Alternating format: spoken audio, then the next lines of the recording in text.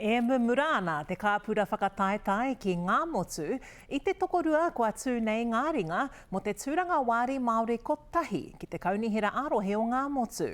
E ai ki ngā kaitono, mā tēnei tūranga e whai kaiarahi Māori ai ngā kaupapa Māori ka whiriwhirihia ki ngā tepu kaunihira. Hei painga mo te hapori whānui. I tūtaki ake a Regan Paranihi ki te hunga e tūmanako ana kia kitea e he pēhea nei ngā mahi whakapuapua pōti.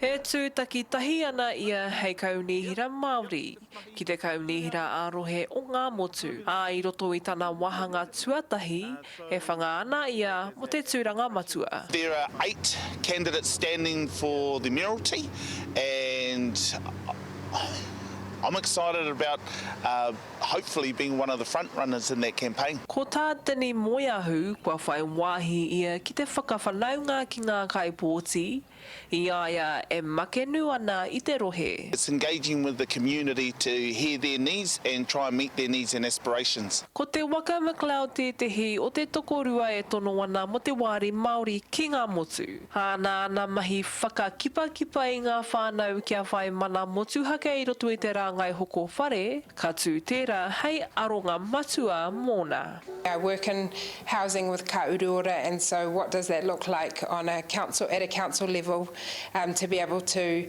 provide whare not only for Māori but for all of those in Taranaki. Hakua he wāri hau tēnei ma te kaunihira, ko tā te waka koe nei te ohaki o ngā kaiarahi Māori o Maimai. The Māori ward seat is a continuation of those that have been a part of that world, and we already have a Māori councillor sitting at the table at council, and so it'll be building on those that have gone before us. With more diversity around the table, we're going to have the opportunity to make better decisions, and that's exactly what we need for our community moving forward. Tōna kotahi marama ki te wātuku pōti, e whanga ana e nei kaitono ki ngā tiriti, e pai ai tā rātou whai tūru ki te tepu. Regan Paranihi, Te Karere.